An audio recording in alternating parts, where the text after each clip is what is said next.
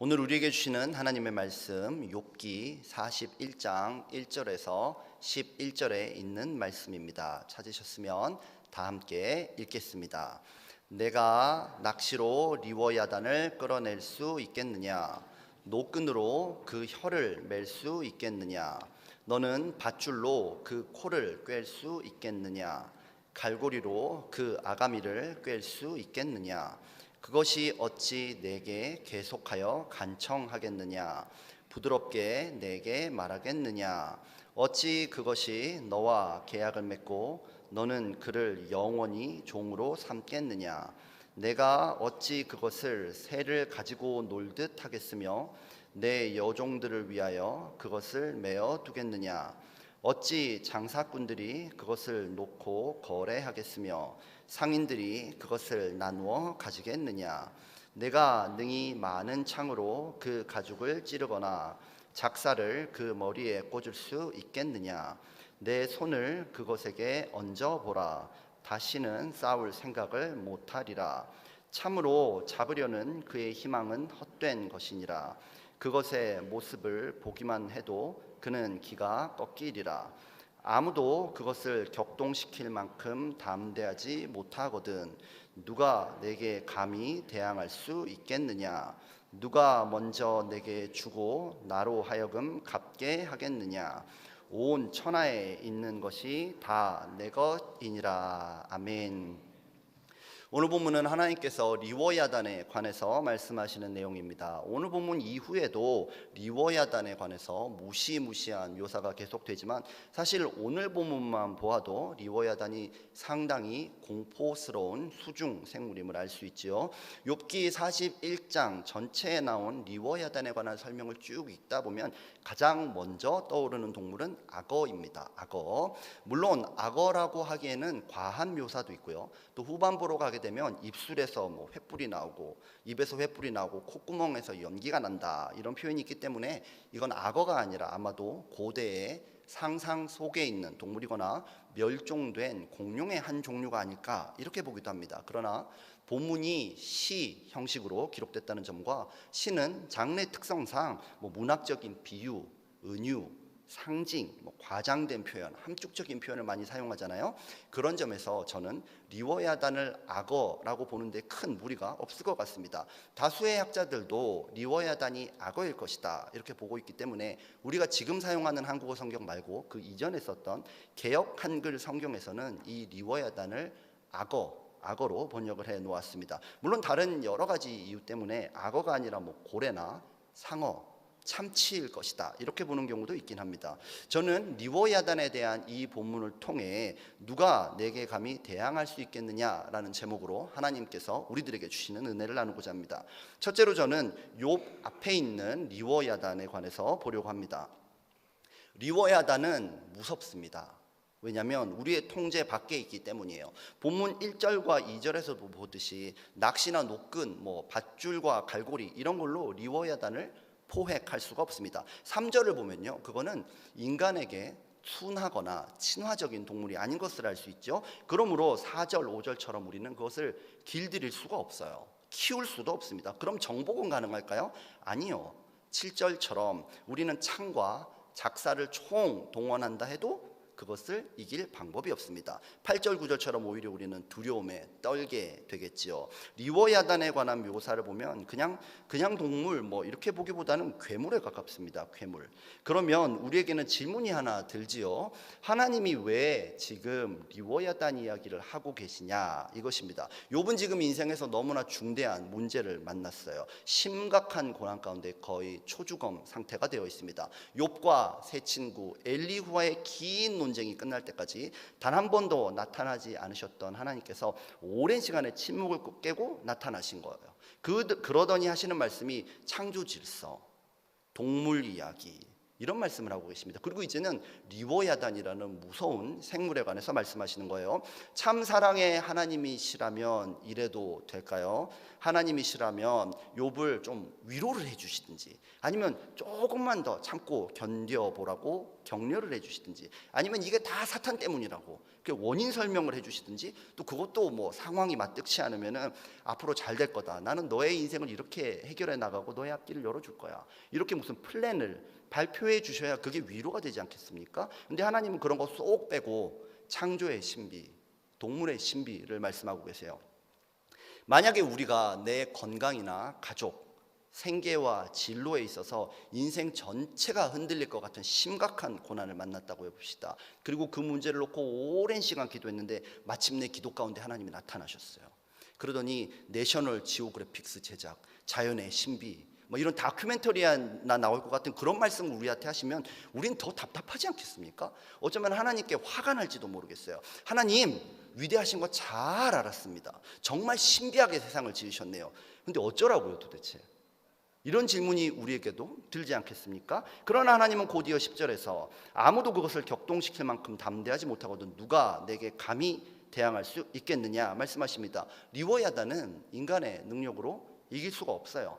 타협하거나 피할 수도 없습니다. 우리의 어떤 노력과 시도, 우리의 계획과 최선으로도 리워야단을 이길 수 없지만 하나님은 이기신다 말씀하시는 것입니다. 하나님은요, 리워야단과 맞서는 정도가 아니라 그것을 마음대로 주관하시는 전능자인 줄 믿습니다. 지금 욥의 상황이 마치 이 거대한 리워야단 앞에 서 있는 것 같아요. 그의 고난이 리워야단과 같다는 것입니다. 욥은 의롭게 살았어요. 최선을 다했습니다. 하나님 앞에 부끄럼 없이 살았어요. 그러나 최고의 의인이라는 그 놀라운 명성조차도 리워야단 앞에서는 소용이 없었습니다. 리워야단은요, 의인이라고 봐주지 않습니다. 그냥 들이받아 버려요. 욥이 사정하고 빈다고 해서 리워야단은 그것을 그냥 넘어가 주질 않습니다. 욥은 지금까지 오랜 시간 변론을 했습니다. 낚시, 노끈, 밧줄, 갈고리, 그 리워야단을 잡아보려고 최선을 다했어요. 그러나 실패. 창과 작사를 가지고 그 리워야단, 나의 고난의 문제와 싸워보려고 했어요. 실패. 내가 졌다. 두 손 두 발 다 들었습니다. 그래도 리워야단은 그 고난을 지금 멈추지 않고 있습니다. 이 리워야단과 싸움 중인 욥에게 하나님이 말씀하시는 거예요. 네 앞에 있는 괴물 같은 문제를 나는 다스릴 수 있다. 혹시 여러분들 중에도 리워야단과 같은 괴물, 그런 괴물 같은 문제 때문에 고통받는 분들이 계십니까? 내 인생이 리워야단의 발톱에 갈기갈기 찢어지는 것 같은 고통을 겪는 분이 계십니까? 이제 리워야단 앞에서 두려워 떨지 마시고 하나님 앞으로 나오는 여러분들 되기를 축복합니다. 왜요? 우리에게는요, 리워야단을 이기는 예수 그리스도라는 약속이 있기 때문입니다. 마태복음 4장 23절 말씀을 다 함께 읽어보겠습니다. 예수께서 온 갈릴리에 두루 다니사 그들의 회당에서 가르치시며 천국 복음을 전파하시며 백성 중에 모든 병과 모든 약한 것을 고치시니. 아멘. 예수님 앞에 나아가면요, 우리의 능력으로 이기지 못하는 리워야단 같은 문제도 끝나게 될 줄로 믿습니다. 어떤 병에 걸렸든지, 어떤 약함이 있든지, 어떤 상처와 문제, 어떤 갈등, 내 인생의 과거에 어떤 실패를 할지라도 예수님 앞에 나아오면 리워야단과 같은 문제도 이기게 될 줄 믿으시는 분은 아멘 하시겠습니다. 아멘. 둘째로 저는 하나님 앞에 있는 리워야단, 아까 거는 욥 앞에 있는 리워야단이었죠. 하나님 앞에 있는 리워야단도 한번 살펴보고 싶어요. 오늘 본문은요, 해석이 아주 어렵기로 유명한 본문입니다. 일단 구약 성경 자체가 고대 히브리어예요. 오늘날 우리가 훈민정음, 조선시대 훈민정음 서문을 읽고 해석하려고 해도 쉽지 않습니다. 그런데 성경 히브리어는 훨씬 더 옛날이에요. 훨씬 더 옛날. 그리고 오늘 본문은 시지요. 시는 같은 표현이라도 의미를 함축적으로 이렇게 담고 있는 경우들이 많기 때문에 중의적인 해석이 가능합니다. 두 가지 방향 혹은 세 가지 방향으로 다양한 해석이 가능하다는 것이죠. 제가 볼 때 오늘 본문을 해석하는 데 있어서 가장 큰 난점은요, 가장 큰 어려운 점은 본문 곳곳에 있는 그것, 이런 대명사적인 표현이 과연 누구를 가리키느냐, 거기 있는 것 같아요. 그것에 대한 의견 차이가 학자들에게서 굉장히 많습니다. 문맥을 보면요, 1절부터 8절까지의 그는 리워야단을 가리킵니다. 리워야단이 이렇게 무섭다, 그 얘기를 하고 있는 거예요. 그러다가 9절이 되면 그의 희망은 헛된 것이니라, 이렇게 말씀을 해요. 아니, 방금까지 리워야단이 아주 막강하다, 아무것도 견줄 수 없다, 이렇게 쭉 얘기를 하다가 갑자기 이 괴물이 하고 싶어도 못하는 게 있어. 이렇게 얘기를 하는 겁니다. 본문이. 그 흐름이 너무 달라지잖아요. 그러다 보니까 해석자들은 그는 요 밑에 있는 9절의 그는 리워야단이 아니라 아마도 이 강력한 리워야단을 잡고 싶어하는 어떤 사람이 아닐까, 그렇게 추측하고 있습니다. 그래서 히브리어 원문에는 없는 잡으려는 이라는 표현을 해설적으로 넣어놨어요. 그러니까 그의 희망, 다시 말하면 리워야단을 잡으려는 그의 희망은 헛된 것이니라, 이런 식으로 번역을 해놓은 것을 여러분 확인할 수 있을 것입니다. 개역 개정성경이나 영어 NIV도 이런 방식을 택하여서 번역을 해놓았어요. 그러나 요즘 신진 구약학자들은 이런 문맥적인 해석이 아니라 원문 그대로 문법적으로 해석을 하는 문법적인 방식을 제안합니다. 이 학자들의 방법에 따르면요, 자기 희망을 못 이루는 존재는 말 그대로 앞에 있던 그거 리워야단입니다. 리워야단. 10절에서 이미 보았듯이 누가 감히 하나님께 대항하겠습니까? 그러니까 이 리워야단도 하나님 때문에 못 이루는 소망이 있다, 그 얘기를 하는 거예요. 제가 10절을 그 히브리어 원문에 나온 그대로, 표현 그대로 직역을 해드리겠습니다. 그리고 내 얼굴 앞에 스스로 서는 그는 누구냐? 이렇게 히브리어 원문에 기록이 되어 있어요. 하나님 면전에 스스로 서서 대적한 자가 누구입니까? 그것이 바로 리워야단이다, 이렇게 말씀하시는 거예요. 그 리워야단의 희망이 무엇입니까? 우리는 혹시 하나님의 면전에 서서 하나님께 대항했던 존재를 알고 있습니까? 우리는 그 존재가 어떤 존재인지 기억할 수 있습니까?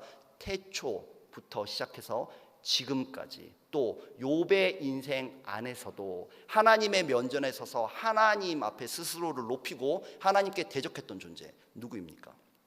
그것이 리워야단이다, 하나님이 말씀하시는 거예요. 그의 희망이 뭐예요? 하나님과는 직접 싸워서 이길 방법이 없어요. 그러니까 하나님이 사랑하는 욥을 넘어뜨려서 하나님을 이겨보겠다, 그게 리워야단의 생각이었던 거예요. 하나님은 리워야단이 이런 짓을 벌였다 라고 말씀하셨고, 그 이야기를 듣자마자 욥은 즉시 깨달았을 것입니다. 당시 세계관에서 바다는요, 인간이 통제할 수 없는 혼돈의 세계, 죽음을 상징해서 이런 바다에 살고 있는 리워야단은 당연히 더 큰 두려움의 대상이 됐겠죠. 리워야단은 종종 하나님의 피조물이면서 하나님께 대적하는 사탄을 그 당시 세계관에서는 비유하곤 했습니다. 욥 자신도 욥기 3장 8절에서 나를 저주하는 자들 곧 리워야단을 격동시키기에 익숙한 자들이 그 밤을 저주하였더라면 하면서 리워야단을 통해서 일하는 악의 세력, 이 부분을 이야기하고 있죠. 그러니까 오늘 이 말씀을 들으면서 욥은 드디어 깨닫는 거야. 아하, 리워야단이 내 고난을 야기했구나. 이게 무슨 뜻일까요? 욥에게 어떤 의미가 있는 것일까요? 욥의 고난이 욥의 죄 때문이 아니다 라고 하나님이 확정해 주시는 거예요. 욥이 그토록 굳게 붙들던 의로움을 하나님이 인정해 주셨다는 것입니다. 우리도 인생 가운데 수많은 고난을 만나죠. 그 원인을 알지 못해서 고통받을 때가 있습니다. 혹시 이 고난이 나의 죄 때문에 찾아온 것은 아닐까, 이런 죄책감에 시달리고 있을 때 하나님이 나타나셔서 아니야, 이건 너 죄 때문이 아니야 라고 말씀해 주신다면 그게 얼마나 큰 위로가 되겠습니까? 욥은 지금 이 리워야단에 관한 하나님의 말씀을 통해서 넘치는 위로 가운데 있습니다. 그뿐인가요? 하나님은 리워야단의 희망이 이루어지지 않을 것이다, 이렇게 단언하시면서 11절에서 누가 먼저 내게 주고 나로 하여금 갚게 하겠느냐, 온 천하에 있는 것이 다 내 것이니라, 이렇게 말씀하셨죠. 한국어 성경을 보면 이것을 하나님의 절대 주권적인 관점에서 번역을 하고 있어요. 이 세상 모든 천지 만물이 내 것이다, 리워야단도 내가 다스린다, 너의 고난도 다스릴 것이다, 이런 절대 주권적인 관점에서 번역하고 있지만 이 문장을 제가 그대로 직역해드리면 이래요. 누가 나보다 먼저 왔고 내가 갚아야 하느냐, 온 하늘 아래에서 나에게는 크다. 하나님은요, 하나님을 앞서가려는 교만한 리워야단을 주목하고 계셨고요, 그것을 갚아주겠다라고 약속하시는 거예요. 사탄이 강력한 힘으로 욥의 인생을 끝까지 막장까지 몰고 갔어도요, 하나님이 갚으시면 반드시 승리하게 될 줄로 믿습니다. 우리에게도 동일합니다. 우리에게도 동일해요. 물론 우리는 욥과 같은 의인이 아닙니다. 우리의 고난에 있어서 내 잘못 하나도 없다, 이렇게 자부할 수 있는 사람은 분명히 없을 것이에요. 그러나 하나님이 시뻘건 눈을 뜨고 다니면서 우리가 죄를 언제 짓나 안 짓나 보고 계시고, 그리고 우리가 죄를 짓자마자 인과 응보의 논리로 직결 심판해서 내 인생에 고난이 생기는 것은 분명히 아닐 것입니다. 우리가 처한 고난의 배경에는 언제나 리워야단이 있습니다. 여러분, 때로는요 내 안에 있는 죄성을 자극해서 내가 죄를 짓게 만들기도 해요. 리워야단입니다. 때로는 내가 아무런 잘못이 없는데 거대한 악의 세력, 리워야단, 그것 때문에 내가 고난을 받기도 합니다. 그러나 하나님은 이 시간 약속하십니다. 리워야단을 파쇄하시고 우리에게 승리를 주리라. 우리 이사야 27장 1절 말씀을 함께 읽어보겠습니다. 그날에 여호와께서 그의 견고하고 크고 강한 칼로 날렘 뱀 리워야단, 곧 꼬불꼬불한 뱀 리워야단을 벌하시며 바다에 있는 용을 죽이시리라. 아멘. 그날이요 이미 왔습니다. 하나님은 그분의 아들을 이 땅에 보내셔서 우리를 도둑질하고 죽이고 멸망시키려는 사탄의 머리를 밟으셨어요. 그러므로 예수 그리스도를 믿는 자들은 인생의 어떤 고난을 만날지라도, 어떤 문제를 만날지라도, 어떤 리워야단이 내 눈앞에 있어도 예수의 이름을 부르면 승리하게 된다. 예수님께 기도하면 반드시 고난을 이기게 된다. 이것이 하나님이 우리에게 주신 약속입니다. 그리고 예수님을 통해서 이미 우리에게 오신 그날은요, 예수님의 다시 오심을 통해서 완성됩니다. 하나님은 사탄 마귀를 멸하기로 작정하셨어요. 그리고 이미 시작하셨고요, 완성될 것입니다. 여러분들이 이 승리의 주인공 되시기를 예수님의 이름으로 축복합니다. 오늘 우리는 리워야단에 관한 하나님의 말씀을 읽었습니다. 사탄의 머리를 밟겠다 약속하신 하나님은 예수 그리스도를 통해서 우리 개인의 삶에 찾아오는 통제불능의 리워야단 같은 고난을 해결해 주겠다고 오늘 약속하셨습니다. 또한 우리 성도들의 삶을 뒤흔드는 영적 실체로서의 리워야단도 그분의 십자가의 능력으로 멸하겠다고 약속하신 줄 믿습니다. 하나님, 우리를 사랑하시는 하나님을 대항하여 이길 자는 없습니다. 여러분, 오늘 욥에게 주신 이 놀라운 위로, 위대한 승리가 여러분들의 삶에 있기를 예수님의 이름으로 축원합니다. 아멘.